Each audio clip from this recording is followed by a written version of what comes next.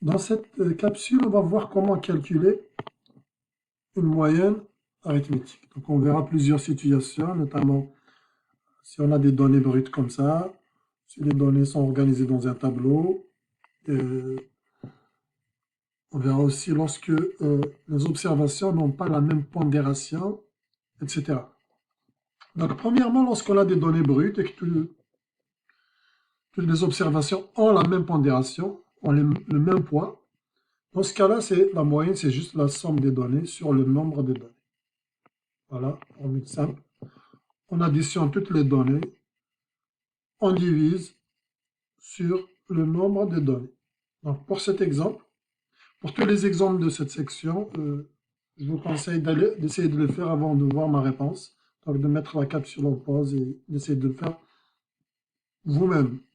Par exemple, pour ces observations-là, donc ici c'est juste un séparateur, il n'y a pas de valeur négative.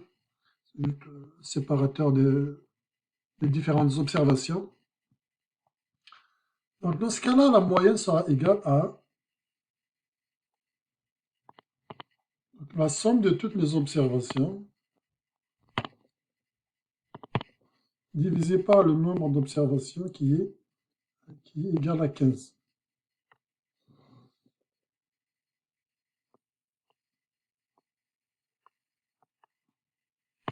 Et on obtient le résultat. Et la moyenne, donc, c'est 2,6 bits par match. Bien sûr, c'est une moyenne. Donc, la moyenne peut être un nombre décimal, même si la variable elle-même, qui est le nombre de bits, ne peut pas prendre une virgule, ne peut pas avoir de décimale. Mais la moyenne, elle peut bien en avoir. Un autre exemple. Dans cet exemple, on cherche la moyenne du nombre de voitures qui ont circulé par jour dans une certaine rue. Donc, on a le nombre de voitures, par exemple, le lundi, le nombre de voitures le mardi, le mercredi, etc. On cherche le nombre de voitures moyen par jour. En moyenne, par jour, c'est combien de voitures ont circulé. Donc, toujours, la moyenne, c'est la somme des observations sur le nombre d'observations. Le nombre d'observations, ici, on a 1, 2, 3, 4, 5. On a 5 observations. Et on obtient donc la moyenne. Donc, et on obtient une moyenne de 29. Donc, en moyenne, il y a 29, moyenne égale 29 voitures par jour.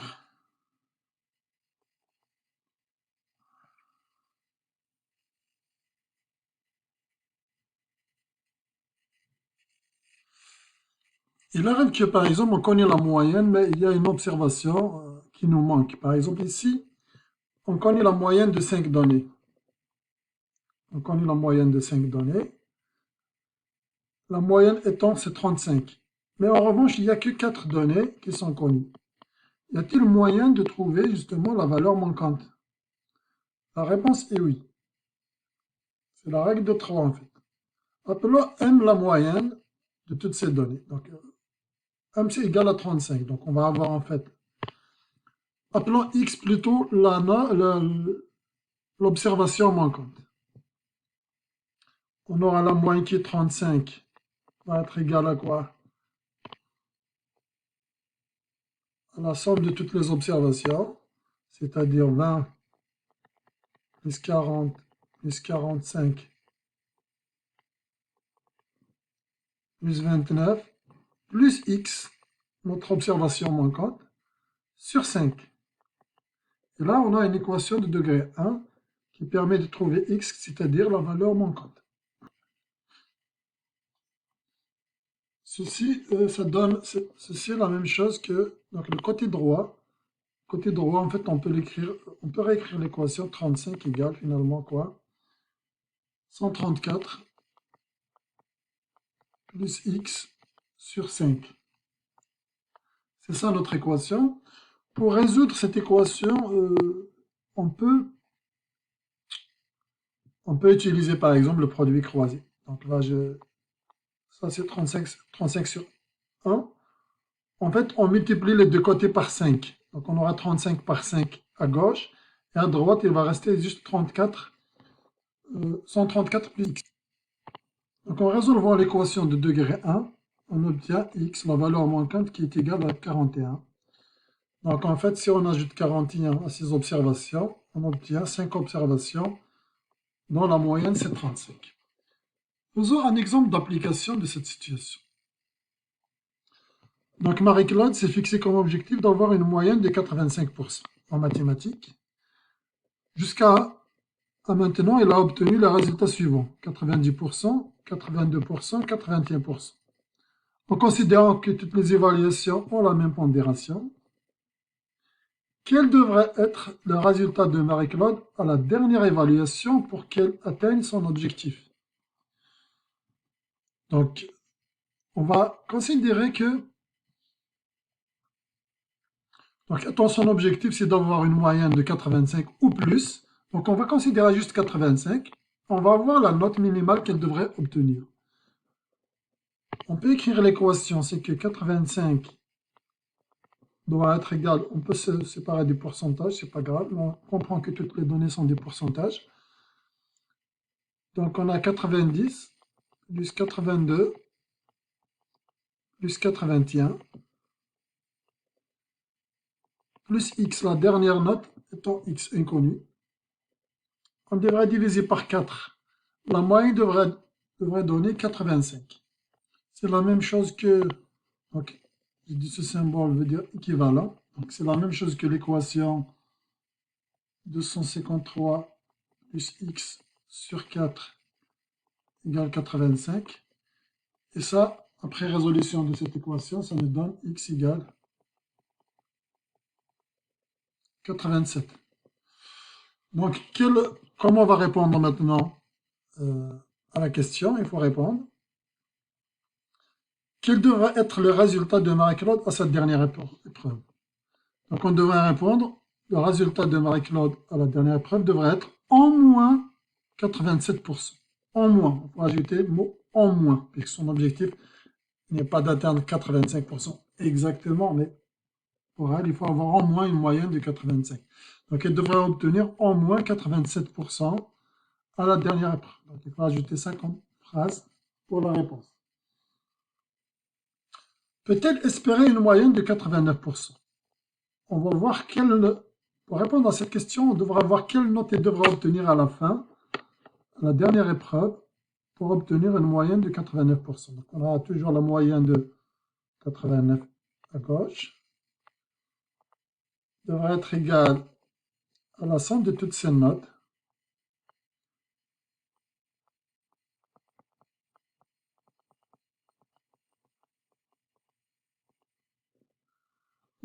dont une note, la dernière est inconnue, sur 4.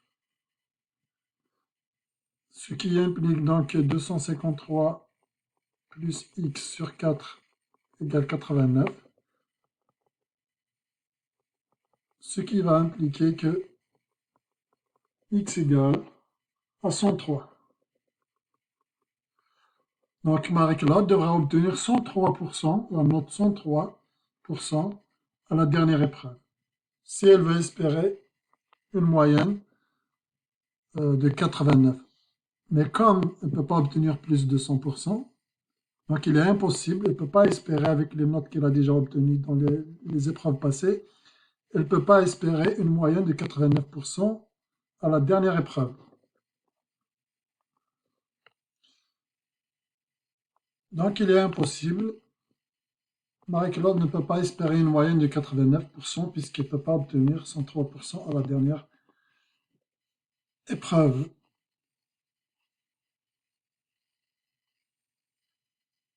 Moyenne des données condensées, des données organisées dans un tableau d'effectifs. Donc là, la moyenne dans ce cas-là, c'est 100 produits, c'est somme du produit de chaque valeur par l'heure effective, combien de fois on a observé cette valeur, sur le nombre total de données. Exemple, prenons un exemple. Dans une équipe sportive de 30 athlètes, on a observé l'âge de ces athlètes. Donc on a des enfants, donc l'âge de 7 ans, on a trouvé 13 enfants de 7 ans. 8 enfants de 9 enfants de 8 ans, 6 enfants de 9 ans et 2 enfants de 10 ans.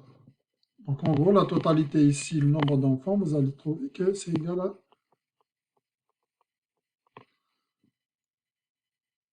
30. Donc en fait, les données sont organisées dans un tableau. On aurait pu avoir les données et dire voici l'âge des athlètes de cette équipe. Voici l'âge 7, 7, 7, 8, 9, 7, 8, 10, 10, etc. Et on aura affaire à des données brutes. Dans ce cas-là, c'est la somme des données sur le nombre de données. Mais les données sont déjà organisées dans un tableau. On a vu que pour 7 ans, on a 13 personnes. En fait, ça veut dire qu'il y a 13 observations de 7 ans, etc. Et l'objectif, bien sûr, c'est de calculer l'âge moyen de cette équipe. Je répète, l'âge 7 est observé 13 fois, l'âge 8 observé 9 fois, et l'âge 6 observé 6 fois, etc. L'âge 10 observé 2 fois. La moyenne, dans ce cas-là, on a dit la somme de quoi? De tous les produits entre la valeur et l'heure effective, le nombre de fois où on a observé cette valeur. Dans ce cas-là, on peut écrire la chose suivante. On a dit 7, il est observé 13 fois. Au lieu d'écrire 7 plus 7 plus 7 plus 7, 13 fois, je peux mettre 7 fois 13. Ensuite, j'ai 8 qui est observé 9 fois. 9 observé 6 fois. Et 10 observé 2 fois. Et bien sûr, je divise sur le nombre total d'observations. Je ne divise pas 1, 2, 3, 4. Je ne divise pas sur 4. Je divise sur les effectifs totaux. Le nombre total d'effectifs. Le nombre total des athlètes. Donc, je divise sur 30. Et là, on se retrouve avec 7,9.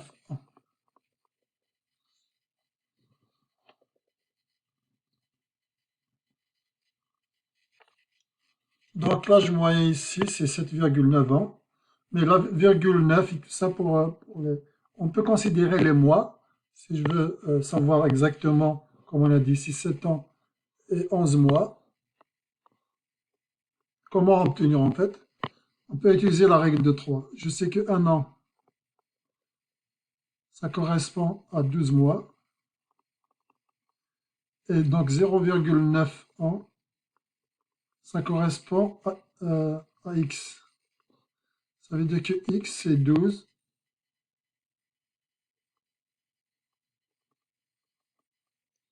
X, c'est 12 fois 0,9 divisé par 10.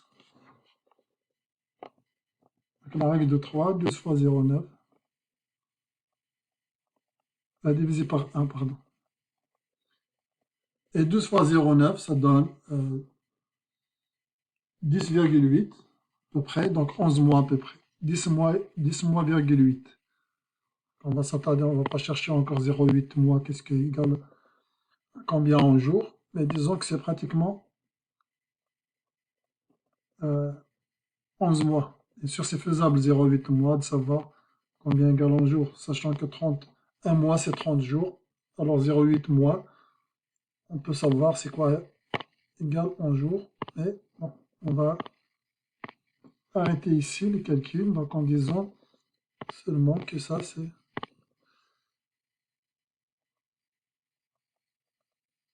10,8 qui est égal à peu près à 11. Voilà, c'est pour ça qu'on a dit, donc l'âge moyen c'est 7 ans et 11 mois.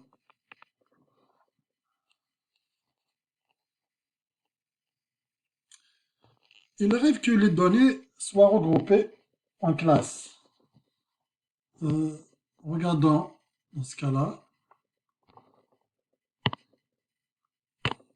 Comment on procède? Donc, on a toujours les observations dans un tableau. On a les effectifs ici. C'est le nombre d'élèves, par exemple. On s'intéresse, admettons, à la durée en minutes du trajet en autobus. Voilà, donc on a le nombre d'élèves 337. Donc, entre 10 et 15 minutes, c'est 44. Entre 15 et 20 minutes, 58 élèves prennent entre 15 et 20 minutes, hein, par exemple, au trajet pour aller à l'école, etc. Entre 35 et 40, il y a 30 élèves. L'objectif, c'est de calculer la moyenne, c'est-à-dire la durée d'un trajet moyen pour un élève pour se rendre à l'école. Comment on va faire dans ce cas-là? Dans l'exemple précédent, où les données étaient regroupées dans un tableau, on avait dit que c'est la somme du produit de l'observation fois l'effectif. Observation fois effectif, plus observation fois effectif, plus observation fois effectif, etc. Or, ici, l'observation, ce n'est pas une réelle observation, c'est un intervalle. Puisqu'on n'a pas l'observation précise exacte, donc on a un intervalle. Disons, il y a 44 élèves qui prennent entre 10 et 15 minutes. Comme on n'a pas la valeur exacte, pour calculer la moyenne, on va utiliser le centre des classes. Au lieu de dire le trajet est entre 10 et 15, on va prendre le milieu entre 10 et 15, c'est-à-dire 12 minutes et demie. C'est comme si 44 élèves prennent 12 minutes et demie pour se rendre à l'école. Et ici, ça sera 17,5 minutes. C'est comme si 58 élèves prennent 17,5 minutes pour se rendre à l'école. Ainsi de suite, et on applique la formule de tout à l'heure qu'on a dit ici, qu'on a utilisée ici, c'est-à-dire le produit de chaque valeur par leur effectif. On fait la somme de toutes ces quantités, le produit de chaque valeur par l'effectif. Sauf que la valeur, on ne la connaît pas, on la remplace par le centre de la classe. Parce que les données étant regroupées en classe, on va utiliser le centre de la classe et c'est ça la formule. Donc la moyenne, somme de quoi? Des produits des milieux de chaque classe par leur effectif.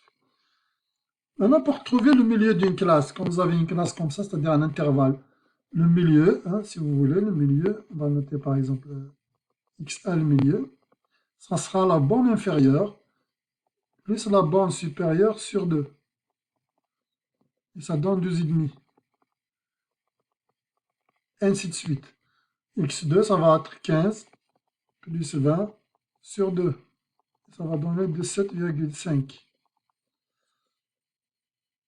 Donc c'est ça qu'on va mettre ici. On va les données centrales ou le centre des classes qu'on va remplacer ici. Donc par exemple, comme j'ai expliqué ici, le premier centre, ça va être 10 plus 15 sur 2. Donc c'est 12,5.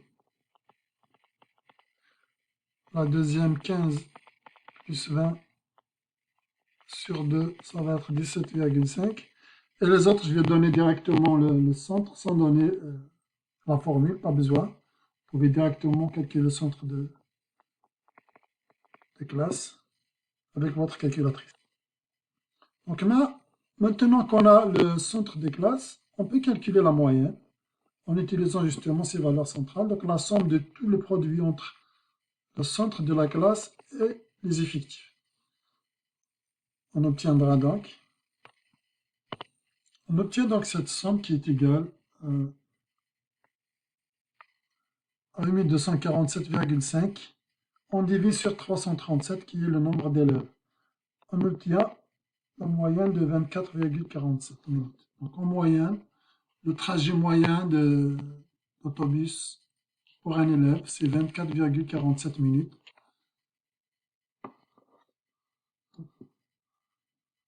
Presque 24 minutes et demie en quelque sorte.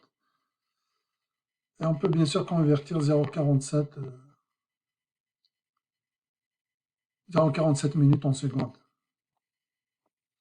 Donc ça correspond à 24 minutes et 28 secondes, 28,5. Pour la conversion, on peut utiliser la règle de 3, sachant qu'une minute correspond à 60 secondes. Alors 0,47 minutes correspond à x. X, donc ça sera 60 fois 0,47 divisé par 1. Donc 60 fois 0,47, c'est tout. Moyenne pondérée. Donc il arrive qu'il y a une pondération, que les observations n'ont pas le même poids. C'est le cas par exemple des notes des étudiants. Il y a des examens qui ont un peu plus de poids que d'autres. Dans ce cas-là, la somme des produits, des valeurs, si bien sûr la somme des pondérations est 100%, comment calculer? on fait juste le produit, la somme de quoi? De tous les produits entre la valeur et sa pondération. Mais il faut s'assurer que les pondérations valent 100%. Voilà. Admettons, voici les résultats d'Alexandre ces derniers examens. On voit la pondération. Comment calculer la moyenne ici? On voit donc la note fois la pondération, la note fois la pondération, la note fois la pondération. Ici, on a dit que la note, pourquoi ici on voit qu'on n'a pas fait une division? Parce que la somme des pondérations, c'est 100%. 100%, c'est 100 divisé par 100, c'est 1. Donc on divise sur 1, finalement. Sinon, de façon générale, il faut diviser sur la somme de toutes les pondérations. Mais dans ce cas-là, donc, faisons le travail. Comment calculer la moyenne? On a la moyenne 82 qui est observée 20% de fois, qui a un poids de 20%, 0,2. 75, un poids de 0,35, 90, un poids de 0,45. On fait la somme de tout ça, la somme des produits, la note et la pondération. On n'a pas besoin de diviser parce qu'on divise sur 100% qui est égal à 1. Et de façon générale, on peut diviser sur la somme de tous les poids, la somme de toutes les pondérations. Ici, la somme est en 100%. Donc on divise sur 1, pas besoin. Et la moyenne donc pondérée sera, telle que calculée ici, 81,35%. Donnons un exemple.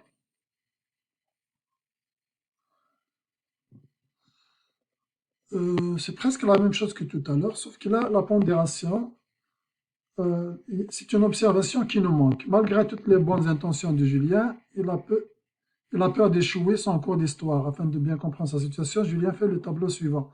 Donc, il a les notes obtenues, la pondération. Il sait qu'il doit obtenir un minimum de 60. Alors, il essaie de réfléchir quelle note il devra obtenir à la 5e épreuve. Donc, soit X. On considère X la note obtenue à la 5e épreuve. Je calcule la moyenne, 60%. Ça va être égal à 54 fois 10%, 0,1. Plus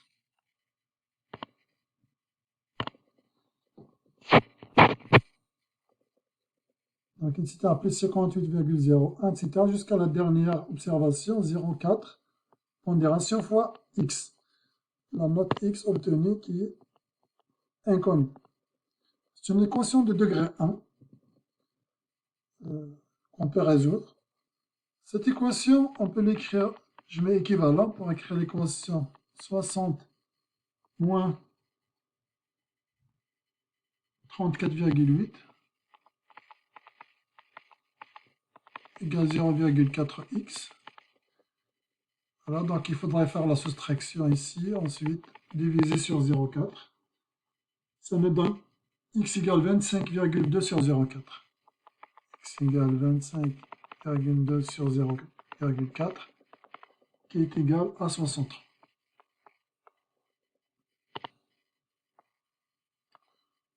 Donc on va répondre à la question. Finalement, Julien doit avoir un minimum de 63 à son évaluation finale pour réussir son cours.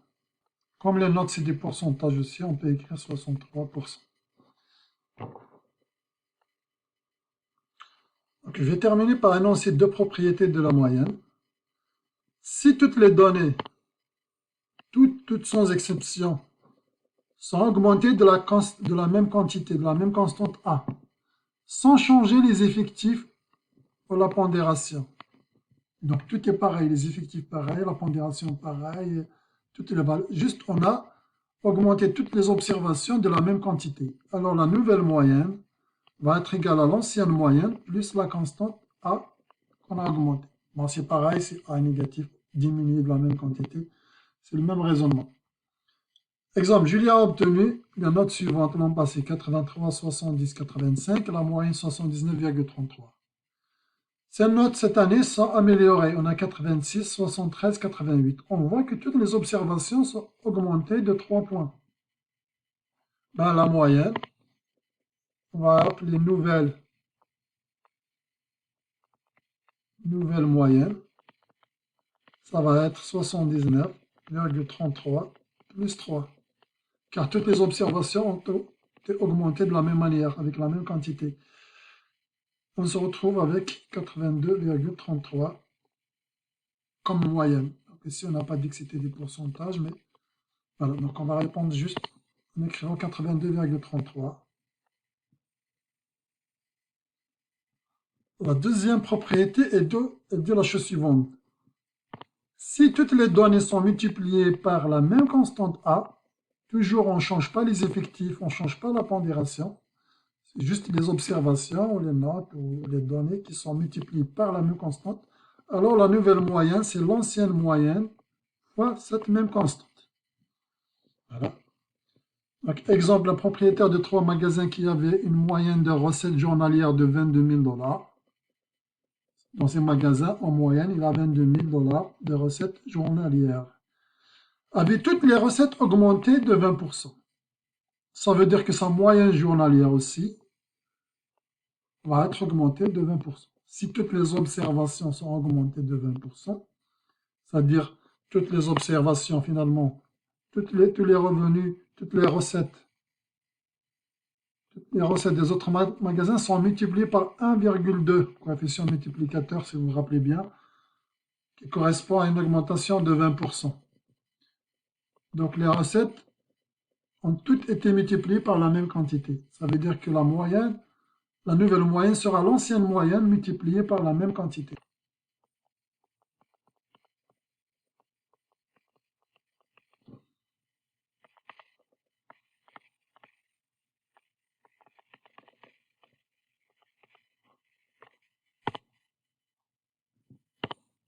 Donc la nouvelle moyenne de ces recettes journalières est 26 400 $.